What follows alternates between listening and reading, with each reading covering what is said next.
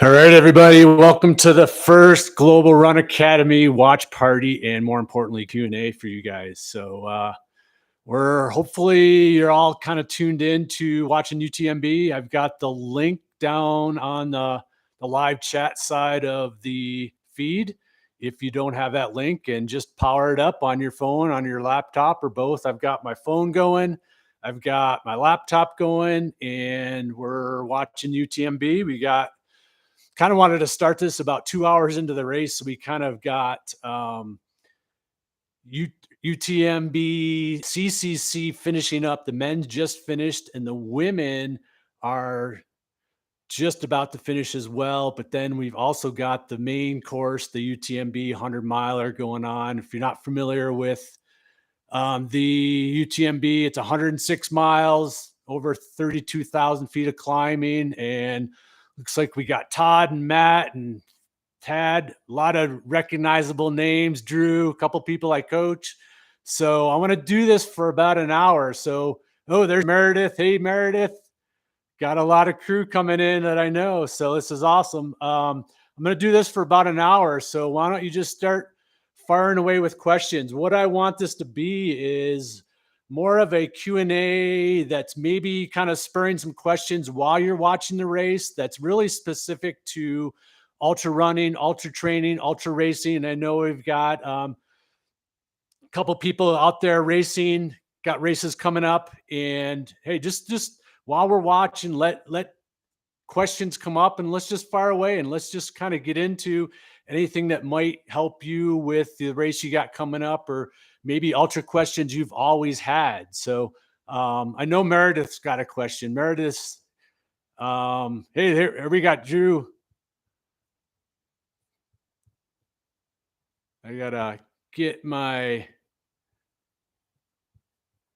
live chat going here so I can see.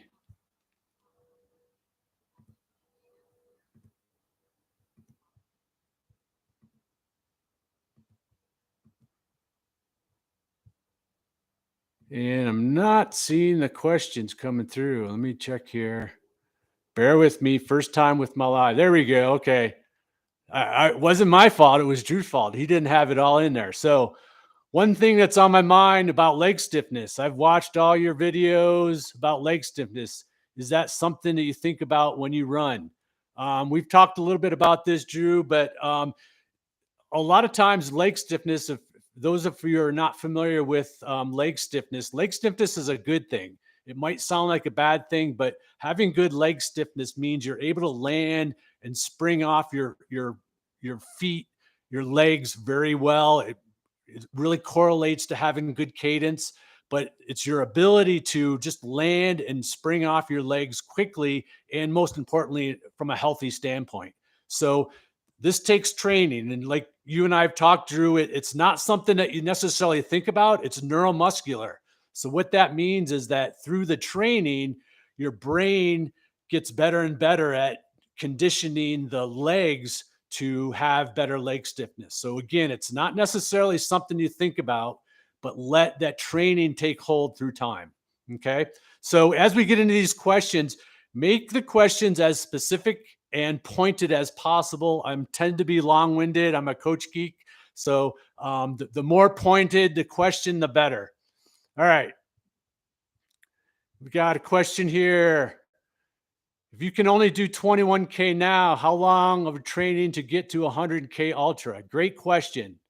I like to think if you can do a marathon distance, you can pretty much do any ultra distance. You know, and I kind of like to use that marathon as a kind of a key measurement.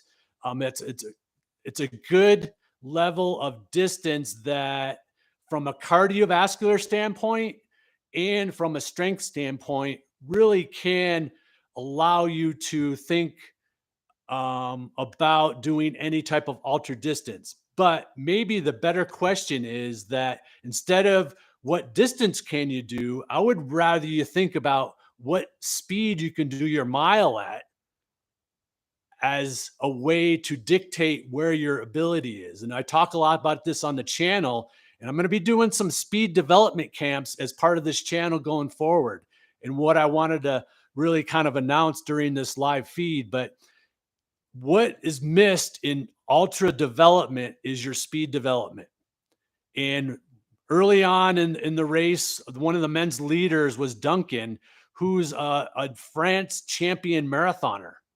So he has really, really good speed in us. And what tends to happen with ultra age groupers is that they tend to jump into these longer distances without having done speed development. So my answer is work on your speed development, measuring your 1 mile, and let that dictate what your ability is to go long in ultra racing. We all can kind of train the distance. That kind of comes with the training and intuitive part of training. You got to do your long runs, but again, many ultra distance age groupers don't have the speed development, or they're not getting faster at the mile to improve their overall ability. All right, what else we got here? Are any of the runners using barefoot shoes? Not that I've seen so far. And obviously, the big move is towards the built up super shoes, a lot of good foam. But that's a good point, is that I want to make sure that people understand how I use barefoot shoes. And it's more from a strength standpoint. And Drew out there can speak to this, is we're using minimal shoes as a strength tool. And therefore, then you're picking the right shoe for the job of the race that's going to give you ultimate protection you need for the terrain and the distance.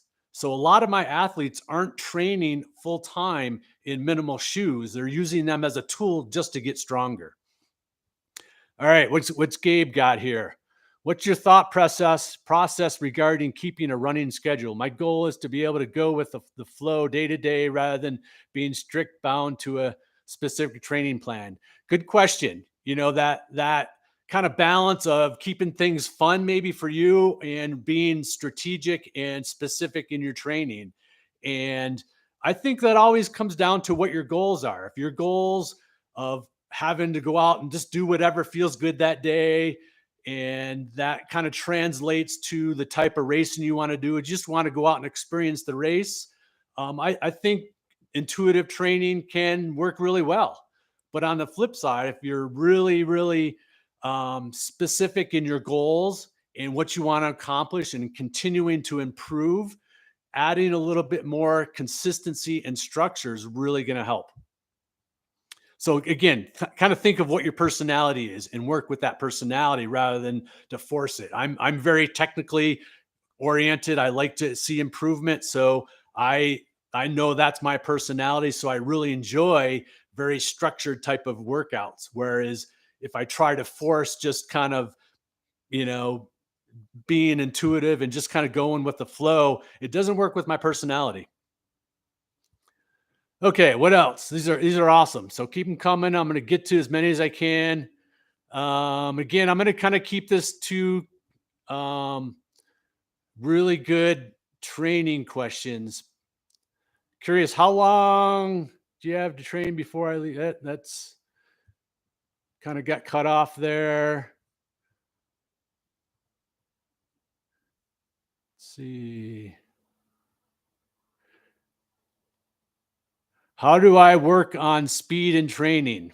If you missed it, I mentioned earlier, if you're looking to get into ultra running or racing longer, or it really doesn't matter what your distance is that you've got to go back to improving your raw speed. And what I call raw speed is essentially your 1 mile effort. And I use 1 mile as a measuring tool for my athletes, not only to design heart rate training zones, speed training zones, but it's also our measurement to see improvement.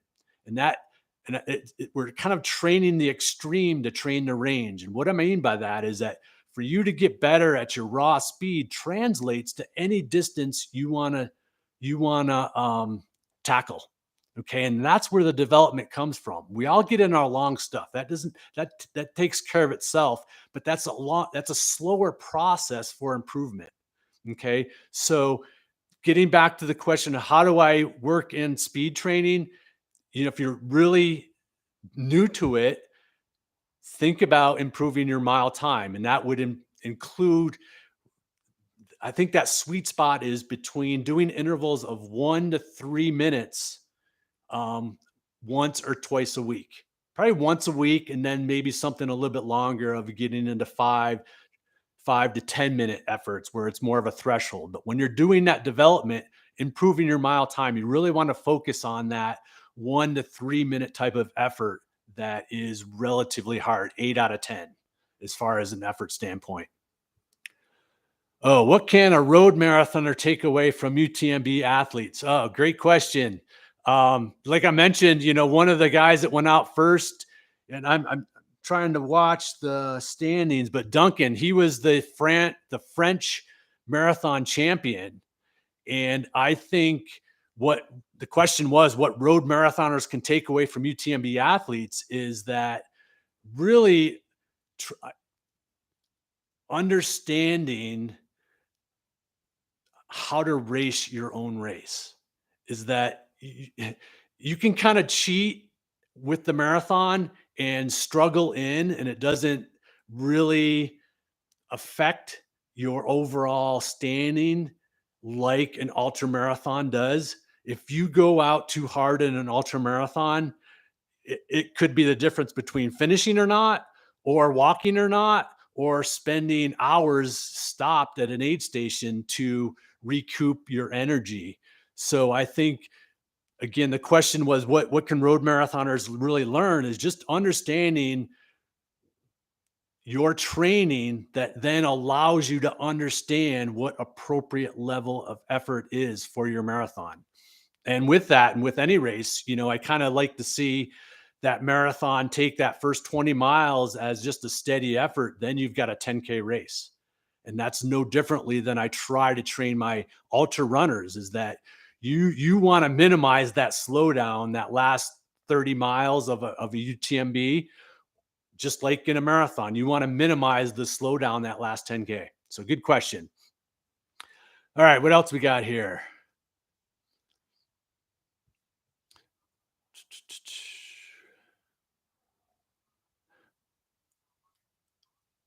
Can you talk a little bit about, it's jumping around here, I got to slow it down. Can you talk a little bit about how one can build their own training plan? For instance, how to plan distance, time. That's Gabe.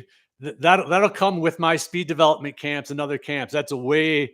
Um, that's a live feed in itself. So I'll get to that in other ways later on. What else we got?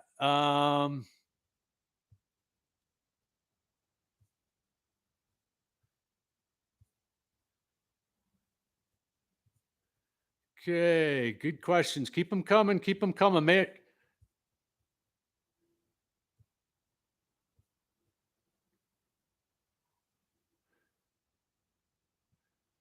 All right, Julian, biomechanics, cadence, shoe, following Born to Run 2, moved from continuous injuries to Mont Blanc Marathon last June without injuries nor even blisters. In ultras, some changed shoes. Why? Um, so I guess the question is, he changed his biomechanics and cadence and shoes following the Born to Run 2 book. And that led to not being injured for moving up in distance to the Mont Blanc Marathon last June. But he's asking why some change shoes. And a lot of times that could be later in the race, our feet swell. So maybe earlier in the race, they're using a shoe that's typical to their size. Late in the race, it might their feet might be swelling, so they're wanting to change to maybe a half a size larger to accommodate that type of phenomenon that goes on with ultra marathons of being out there for 24 hours plus. Another, it could be simple as, hey, the course changes. Maybe unlike UTMB that we're talking about today, I coach a lot of people to the Bighorn Ultra Marathon in Wyoming, and I've got an athlete coming up in Wasatch where the latter part of the race are lots of descending and flatter running. So they might want just a different shoe for the different terrain that comes later in the race. Or, hey, maybe they just like a feel of a shoe early on. And when they start to fatigue, hey, they might pick a shoe that has just a little bit more comfort later in the race as fatigue sets in. So good question. All right, Gabe, let's see if we can help you out with this one. Can you talk a little bit about how one can build? Oh, that was the same one. Sorry. Reading. How long does it take to build climbing efficiency? Do you still aim for 180 cadence? Great question, Drew. Question is, how long does it take to build climbing efficiency? I think that's never done. I think just like anything with running, I always have the mindset there's always something to get better at. And we want to have the mindset that we're continuing to improve through time, that we never get there. If we get there, there's nothing to improve. So just see it as something that you always get better at. And when we're on, I get this question all the time, when we're on mountains, when we're climbing, that magic cadence of 180 has to go out the window. You just get better at it through time.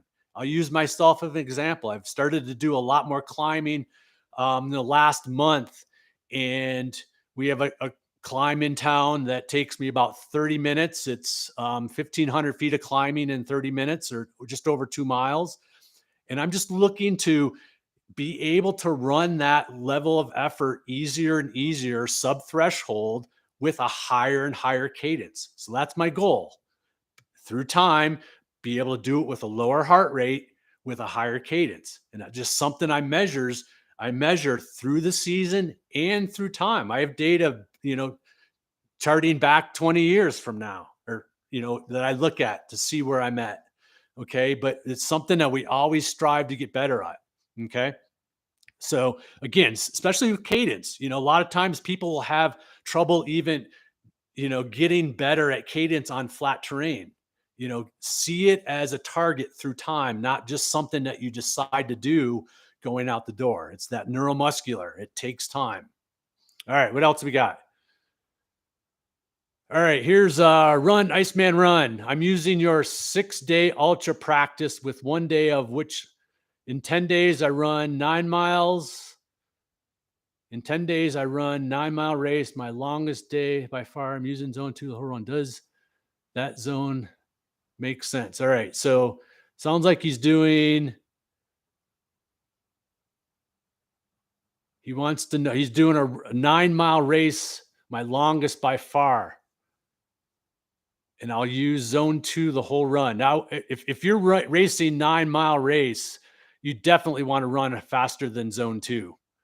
You're looking at 9 miles. I don't know what the course looks like, but that's going to be just sub threshold. If you think about a 10K race on road, something that takes 30, 40, 50 minutes, that's right at threshold.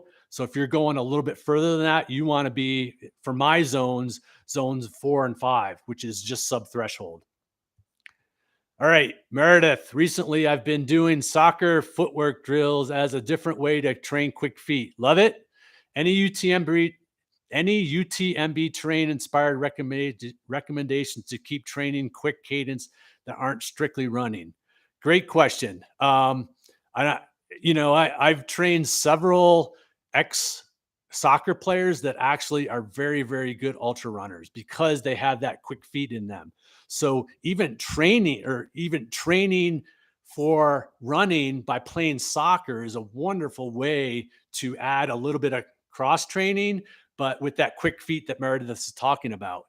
Meredith, I don't know if you've done any of the Born to Run 2 leg stiffness drills, a lot of hopping, a lot of jumping, all that type of quick hopping, especially hopping on one foot. And you can get creative with it. Hop uphill, hop downhill. All that really helps that neuromuscular leg stiffness that we talked about earlier, but also allows you to develop the eccentric strength that's so important, which is the landing before we take off. And that eccentric landing is a huge part of having good strength for running in general. So don't sleep on doing eccentric stuff. A great exercise for eccentric strength would be to do box jump offs, where you're up on top of a box and you jump off and land and stick it. Okay. Or progressing to where you jump off, land, and then jump up again. Okay. Most people focus on jumping up on top of the box, which is okay, but it's even more potent to jump off the box for that eccentric loading. All right. What else we got? Rapid fire here.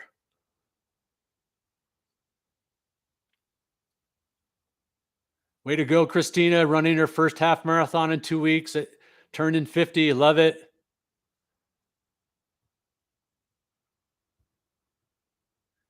Bear with me while I read through here. Again, stay patient because these are coming through quickly.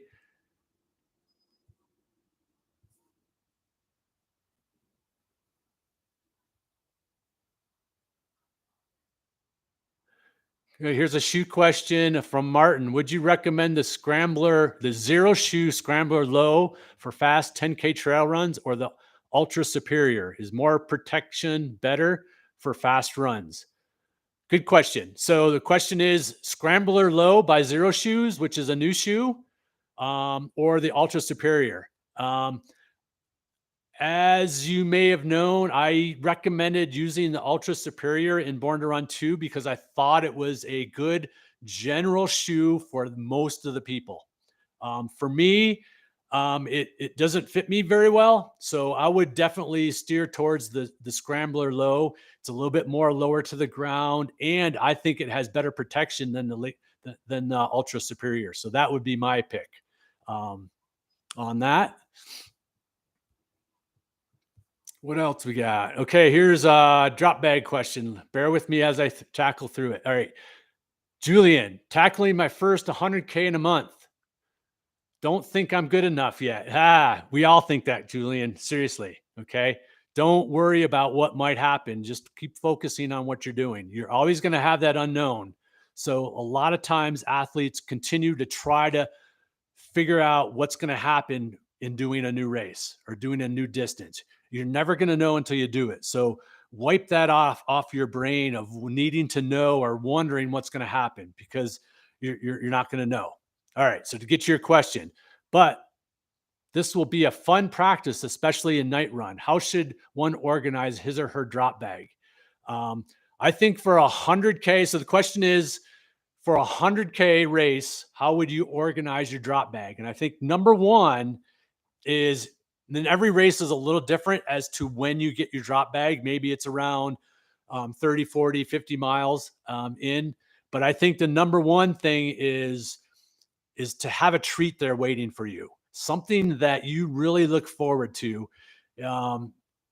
Something that you've experimented in training that is a treat.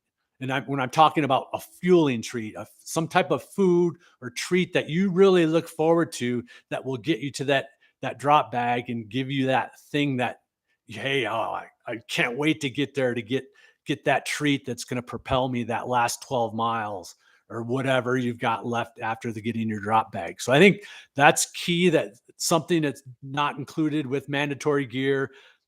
Other obvious things, you want to look at the weather and know what you're going to need based on your finishing time with how the weather is going to be as we're getting into the fall season. But I think, with that, don't rely too much on your drop bag as well. Is that if you're relying on getting that at mile 40 or 50 and you're really relying on that, hey, you may have missed all your hourly's opportunities to keep yourself fueled well, keep yourself hydrated well. I don't want people to really rely so much on that drop bag. Other things you might want to look at as far as, hey, maybe having a change of socks. Sometimes just putting a fresh pair of socks on is just really invigorating. Maybe we talked about shoes earlier. Maybe it's a new pair of shoes. But again, I think try not to rely so much on that.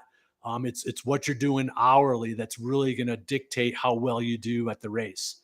And speaking of aid stations, I think it's key to also mention is I've got an athlete doing Wasatch 100 coming up in a couple of weeks, and we've talked about he has 14 aid stations throughout the Wasatch 100. This is a very difficult race for those of you who aren't familiar with it. It's an iconic race, very, very difficult. And so he has 14 aid stations.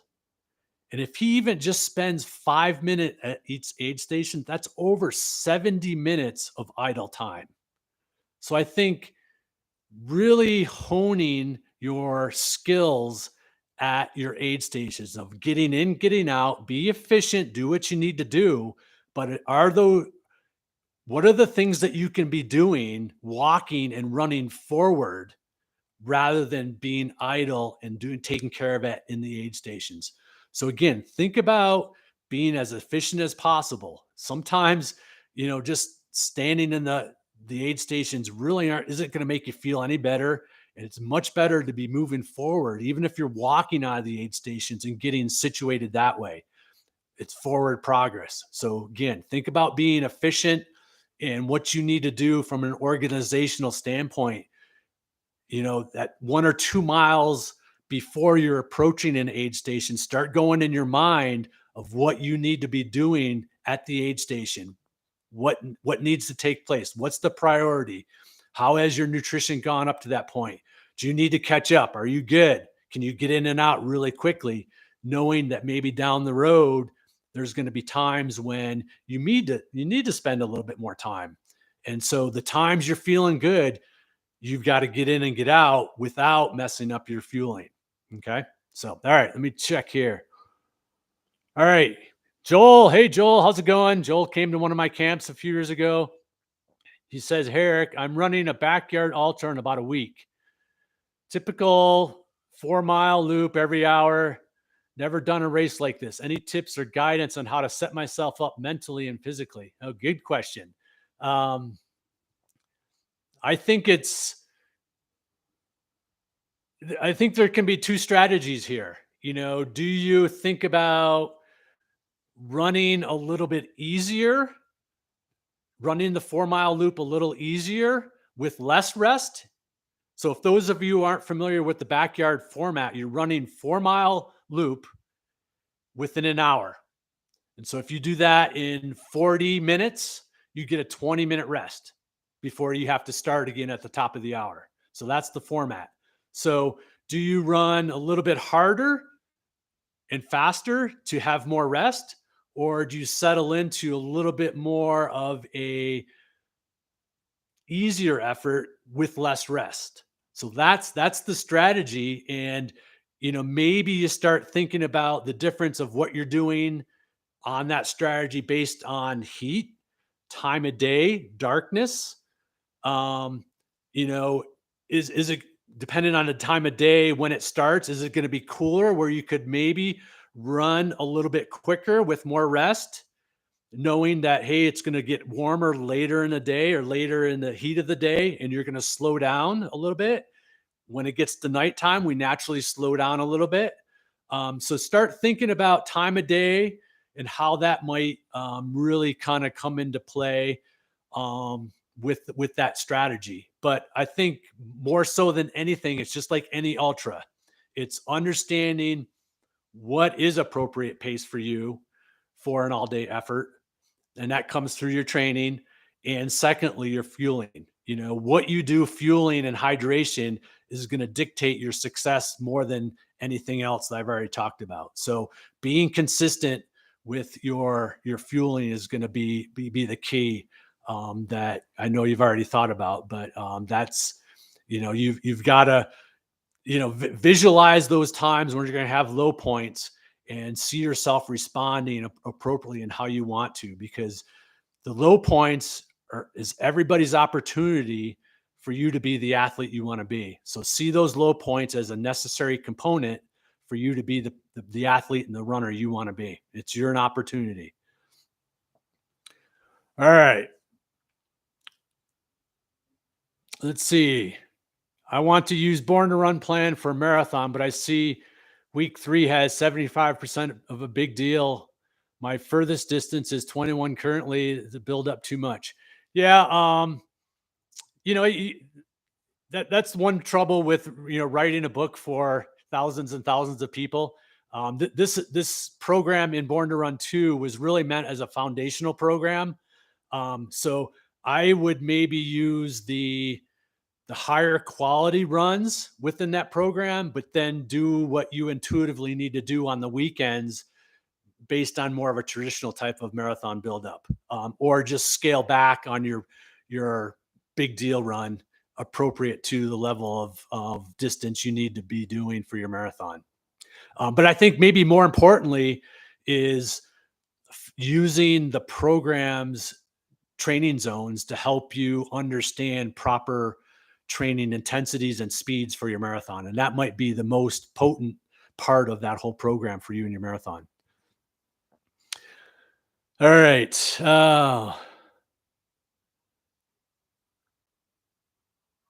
Let's see what else. Starting to run in March, quickly got injured. Red Born to run too, and I've been injury free ever since. Thank you again. Pogos for the win. Love it.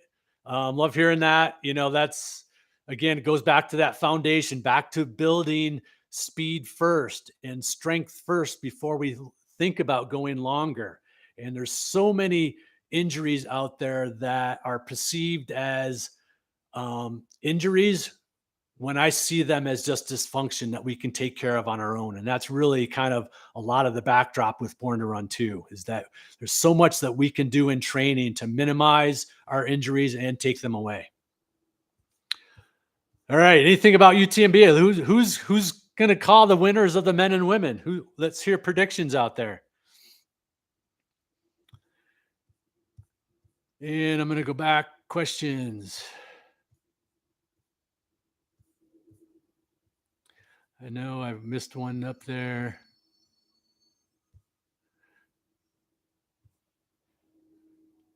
Tad Contwell, I know I'm looking for your question, but I don't think it came through. So throw it down again if you're still out there. Julian's got Courtney. My original pick for the women UTMB winner was Ruth Croft. Unfortunately, she did not start because of illness. So my new pick for the women's champion is Blandine La Rondelle. It's her first 100 miler, but she's also the winner of OCC and CCC. So Blandelle La Rondelle is my pick for the women's. And I want to go with Tom Evans for men's, but my gut says to go to Petr Endal, which it's also his first 100 miler. So those are my picks. Yeah, I think Courtney might be tired, but hey, doing the triple, I think that's her goal. I think her goal is just to complete the triple. But we'll see. Same with Tom Evans of doing Western States and now UTMB. I think he's going to be strong. And this kind of goes back to a lot of the development we're talking about. Tom Evans won Western States, and I think his time was 14 minutes or 14 hours and change. Now we're looking at a race that's 20 hours. So even though they're the same distance, completely different type of race, actually Western States could set him up really, really well with leg speed for UTMB today. So we'll see. That's why they race, right? All right. What other questions we got? Any ultra questions, ultra racing questions? Do you guys use polls? No polls. What about,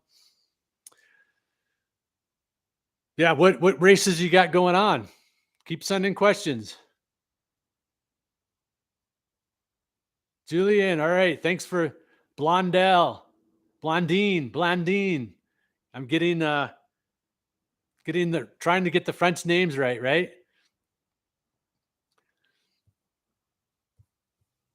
So while I'm waiting for more questions, a little bit more about where I'm going with the channel is for the last 15 years, I've operated my running academy here in Jackson, where people would come to Jackson to train with me.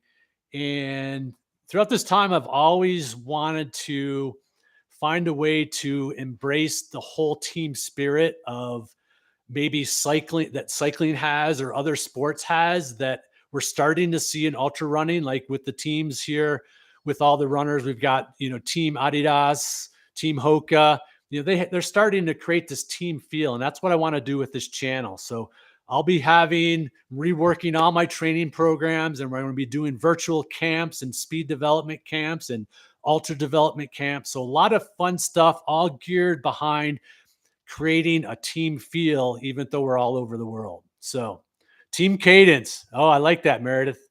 All right, Meredith's got a question. All right, I'm gonna back up. Matt from New York, trained with Matt last year. I really struggle training in the heat. I can't seem to stay hydrated. Okay, great question. Um, One, I think training in the heat's paramount. Um, it shows training in the heat even helps with your altitude acclimation. So really forcing yourself to go out in the heat of the day and trying to acclimate that way. With in training, I think it's very, very important. Let's talk about the difference between training in the heat and racing in the heat. Racing in the heat can actually be a lot easier because we have aid stations to rely on. So I like to have my athletes in training in the heat almost set up an aid station at their vehicle where they're, instead of going and out and back for a long period of time, they're just doing either loops or an out and back that's much shorter. So they're always coming back to their vehicle to be able to rehydrate because we can't carry everything we need in training when it's really, really hot to stay hydrated. So I would recommend doing some of your long runs that way. Again, you're setting up your own aid station so you can stay hydrated similarly to how you would in a race, but also then start dictating or playing around with your electrolyte replacement. You know, some athletes in electrolyte intake is very, very particular to the individual. So some athletes might need more than 500 or 600 milligrams per 1 liter of water. So you've got to really play around with that electrolyte balance to find what's going to help you stay hydrated. Water follows sodium, so they play together. You can't just hydrate. So really, if you're having trouble hydrating, you might need to increase your sodium intake. All right, here's Tad Contwells. I missed his question before. So your popping cadence video really helped with my overstride, but in my left leg, I'm getting sharp pain where the Achilles meets the foot. Walking backwards, calf raises, bear crawls.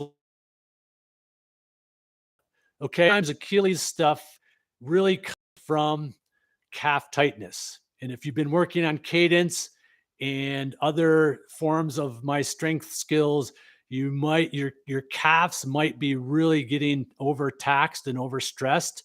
So I would really, really focus on getting massage, whether it's self massage or professional massage, and really focusing on working the tightness, all the trigger points, all the muscle knots that you'll find in your Achilles. And one way to do this is have your partner really massage your calf all over and find all those little tender spots and work on that daily and let that work itself through. Is what's happening is your calf tightness is inhibiting your natural range of motion within your calf that then is putting stress towards your Achilles and your heel. So like with most things, where you feel it is very rarely the problem. In this case, it's probably in the calf. All right, Manu, which of your training plan do you suggest I do for hill reps? Did the 6-week and 8-week plan, realize that the cool impossible does seldom hill. I would, depending on your distance, I would maybe experiment with some of the longer ultra trail plans that has a lot of hills that you just maybe don't do the full volume based on what types of runs you're training for. I'm going judging by your 6 and 8 week training plan choice that maybe you're not running great distances, but some of those ultra or longer distance training plans have a lot of hills, or just replace some of the faster runs with hills. I don't know if you like to do hills, you don't necessarily need a training plan to do that. Pick 2 days a week where one day is something shorter, that 1 to 3 minute range. And then the other day is you're building 5, 10, 20, 30-minute hill repeats based on what type of hill you have access to. All right, Julian, power hiking uphill. How to get better faster? Working on running sprints will improve that too, or does one have to train walking separately and specifically? If so, how? With heavy packs. All right, a lot of here. So basically, the question is about power hiking, and one, to get better at power hiking, you got to power hike. So that has to be infused into your training plan, and if that's most specific to your race, the most specific type of training for your race should be done 6 to 8 weeks before the training or before the race. So 6 to 8 weeks out, really start to ramp up your power hiking practice. Earlier in the year, I would rather see you work on your short, fast, hard hill repeats running, so you're improving your force production that will help your racing in general, your strength in general going uphill, whether it's running and or power hiking.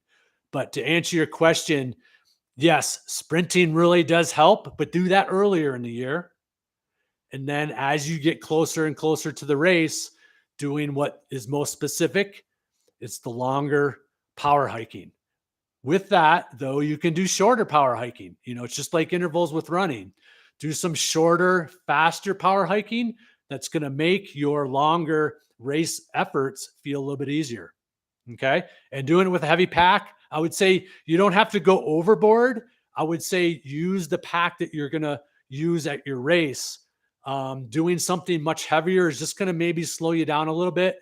I would rather you have a higher, better, more natural cadence than being so weighted down that you're trying to develop strength, but you're losing those race specific cadence, if that makes sense. So I would say, maybe steer more towards just using the pack and the weight you would use for your races. Good question. All right. Sagasu running. I live, train for road marathons in tropical climate, but I'll be spending my last month of training for my A race in the Pacific Northwest in October, similar to my race. Any tips for going from hot to cool climates?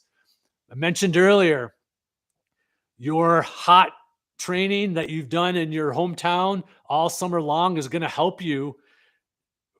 It's almost, again, like altitude training. Okay. There's so much research out there now that shows training in a hot climate helps and gives you a benefit similar to being at altitude. So going to a cooler climate, I think the biggest adjustment is just kind of getting used to the clothing and the layering that you might need to. You're at the Pacific Northwest in October. It's going to be a cooler, a very nice type of running. So it's just going to be, I think, more of a mental adjustment with as far as the coolness and how you dress with your clothing. But what you will notice, and this is a good thing, is that, and it's something that you're going to have to watch, your speed is going to be faster because it's cooler. Okay. You're used to running in heat. Heat's a killer. It's going to slow us down. Even though we get some benefits from it, we can't put out from speed as much as we can in cooler climates. So you're going to find your speed faster. Just be aware of that and get enough training in so you understand how that relates to your predicted marathon type of effort. All right. Carol, is there a right or wrong way to run downhill? Should we focus on leaning back or leaning forward or just going by feel? Great question. Yes, there's a proper way to run downhill. There's a proper way to run regardless of the terrain you're on. And that's, simply that subtle forefoot strike to the heel. So simply, if you don't have Born to Run 2, understanding that subtle forefoot landing is just simply running in place. We want the heel to strike or kiss the ground after that subtle forefoot landing. But with downhill running, it's paramount that we have this strategy throughout the entire year. I have my athletes early season work on their downhill run form, running as easy as possible. So they're doing their downhills as easy as possible, so they're able to strike with their forefoot first or flat-footed first. And through time, as the season progresses, they've trained their body to be able to land well this way. That is great strength training early season, but then through time, as they get closer and closer to the race, then we speed things up still with good form. So they've trained their mind and their body all season long to have good form. That again is good strength training. We miss out on how important downhill running is from strength training, for strength training. It's great eccentric loading. That's wonderful, wonderful strength training, but we must have good foot strike. In other words, we don't want to heel strike. Now, one of my rules with downhill running is what we do most of the time is what's important. What you do in training most of the time. When we get to a race, my golden rule with downhill running in races, the longer the race, the more important foot strike is, the more important form is. The shorter the race, the more maybe foot strike and form can go out the window. If you're racing hard for a 5K, hey, you just kind of do what you need to do to go fast. If you're running 100 miles where it's chronic foot strike for 24 hours plus, you want to have as good foot strike as possible because that's going to keep your body feeling good. So it's paramount that through time development, you get better and better at running well downhill. All right, good question on downhill. So again, downhill is wonderful strength training if we do it right. Stay patient early season.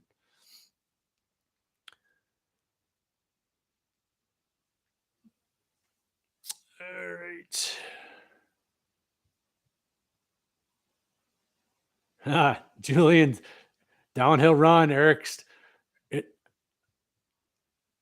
I want to, kind of getting back to the downhill stuff.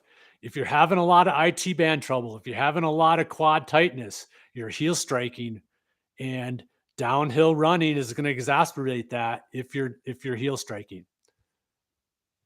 All right. Let's see. All right.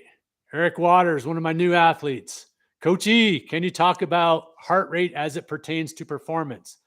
How do elements, elevation, weather, nutrition play into heart rate? How do these UTMB runners prep before and during for heart rate? So good question. Kind of get into it. Elevation with as far as heart rate, it can kind of affect you in two ways. I've had athletes that don't come from altitude, that go to altitude, and their heart rate tends to be lower because they aren't able to work hard enough because they're not used to the altitude. And it might sound counterintuitive, whereas someone who's used to altitude is able to have better strength at altitude. Therefore, they can run well at altitude, and therefore they're working harder and their heart rate tends to be higher. Okay, so everybody's going to be a little bit different that way. And then with weather, we talked about heat earlier. In the heat, obviously, heart rate's going to be higher, maybe 5-7 beats higher across the zones in a high heat environment that you're not used to. And that's where I'll have my athletes test throughout the year based on the weather as well. If they're in a cooler climate in the spring, and then it goes into summer, we'll retest again for higher temperatures to get new heart rate zones. And then nutrition, great question, especially pertaining to UTMB and how I use heart rate in longer races. If your heart rate starts to drop in a race or in a long training run, that means you're getting low on fuel. You're losing energy, therefore you can't work as hard, therefore your heart rate drops. Versus if you're dehydrated, your body's having to work harder because it's dehydrated. Heart rate tends to be higher when we're dehydrated. So use that as a troubleshooting point. Good question.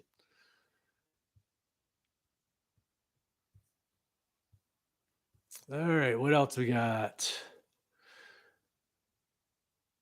How do you run fast, carefree downhill without brain thinking this is mad? That comes through time. That comes through the practice. We talked about earlier, honing your downhill skills throughout the whole season, throughout your whole career.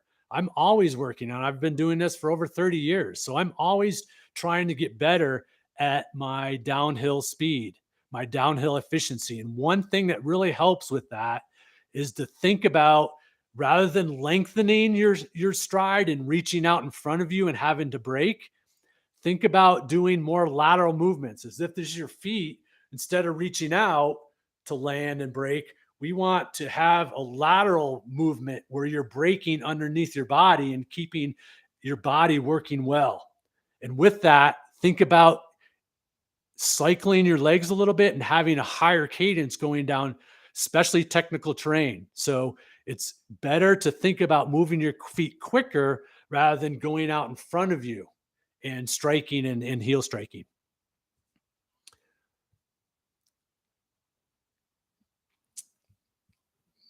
You're welcome, Matt. Thanks for jumping on. All right, here's a plantar fasciitis question. First time in my life, 53, losing an extra 10 pounds. Is that the only cause? Always run with proper foot strike and form. So the question, Heather got plantar fasciitis for the first time at age 53, maybe after losing an extra 10 pounds from menopause. What was the cause? Usually, I'll answer it this way. Usually plantar fasciitis comes about from overstressing the calves. You say you normally have good foot strike and footwear. Is there something else you're doing in your training? Are you able to run faster now that you've lost 10 pounds? That could be putting more stress on your calves than what you're used to. That could be, something to look at. But look at your calves and what might be affecting overstressing the calves and what you're doing. And then treating the calves and stretching the calves and massaging the calves to help with the plantar fasciitis. All right, more heart rate and speed. Love it. When one works to improve speed, will the end result be able to increase speed at the same heart rate or elevate the aerobic threshold? Because I'm looking into lowering my heart rate first. I think it's going to be both, Julian. With heart rate, overall zone 2 stuff is that we want to drop our heart rate lower and lower and lower. And that's necessarily the case. We want to shift our threshold heart rate higher. Okay. And so that should be the focus, is that I think there's too much emphasis on zone 2 these days. And it's that I can kind of go down a rabbit hole with that. But again, the misconception is that we want to be able to run with a lower heart rate in zone 2, whereas I focus more on improving our threshold heart rate, where I try to train my athletes to get their threshold heart rate closer and closer to their VO2 max heart rate, which again is a huge sign of improvement, and the speed follows. So yeah, we want that speed to become faster. But another part of your question is that in the lower heart rate zones, in zone 2, for example, if you're talking about zone 2, we want that speed to become faster at zone 2. So I look more for that to take place than to drop that heart rate in general, because I don't necessarily look to drop the heart rate. Okay, I want to shift that heart rate higher.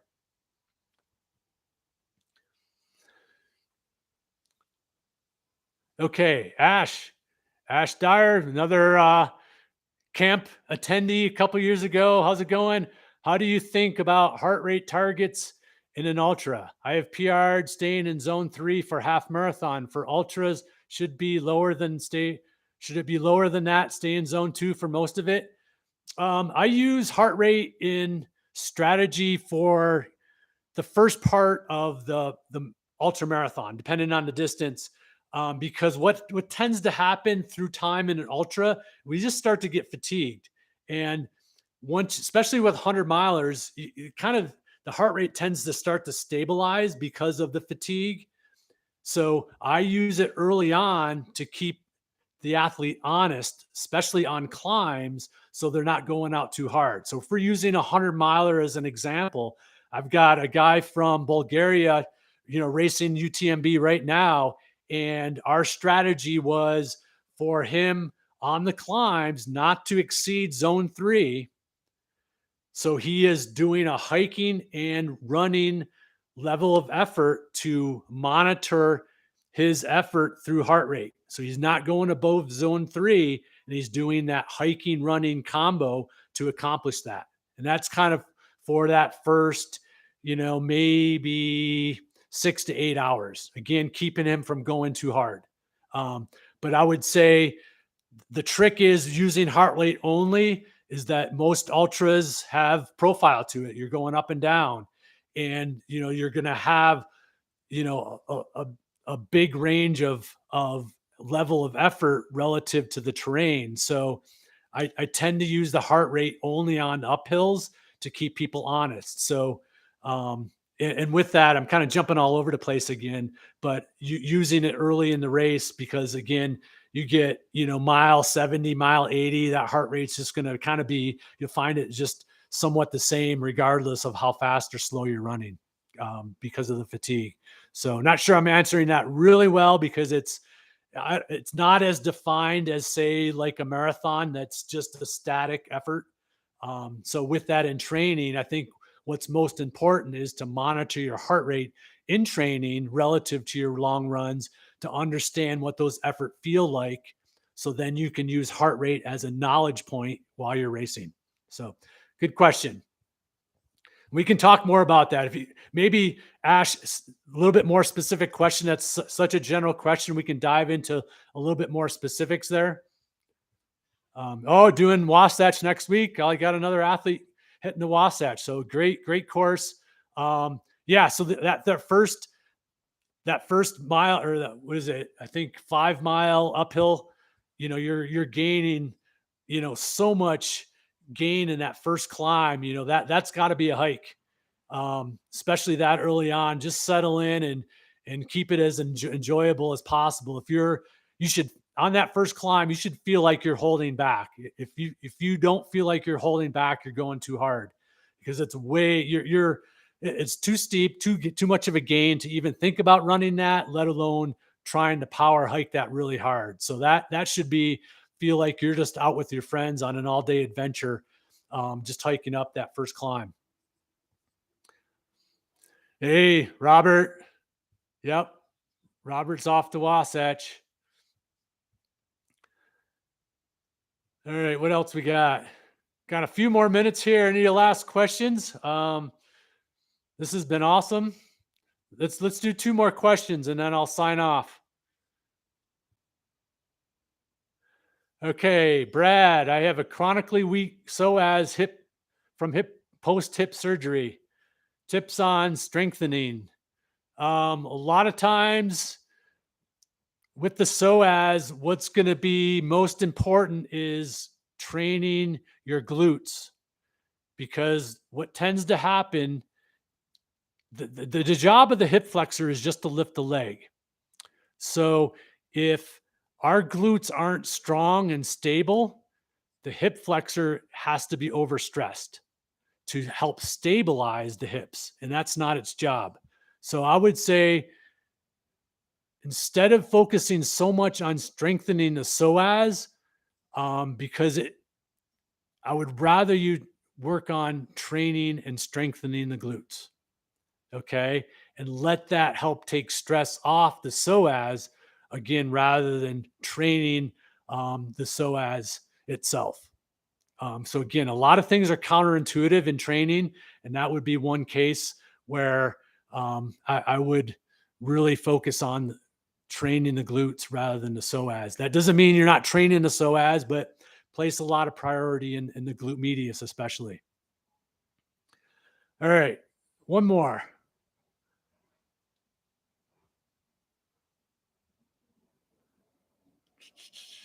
Let's see. All right, Drew says, what's the hardest race you've ever completed in and why? Good question. Back in the day, I used to do a lot of adventure racing. And with adventure racing, you're either paired with a team of 3 or 4, and I was on a team of 4. And 2 of those members were husband and wife. And it was the hardest race effort, not because of the effort that we had to do or the difficulty of the race, but it was the dynamic of husband and wife that really became so taxing. You can imagine what that might look like if you're doing a race with your significant other. So it was one thing that really was way beyond my control, and something that that never came up in training, that I wasn't prepared for. And then we got into the race, and there was just this bickering going back and forth that was just really draining, really deflating the whole team. And it was, again, I think it was frustrating because, one, it was a surprise. And anytime we have a surprise for our body in a race, it makes it really challenging. And then two, it was something that wasn't effort related, that we could have been going so much faster, and we weren't because of the dynamics of the team. So great question, Jew.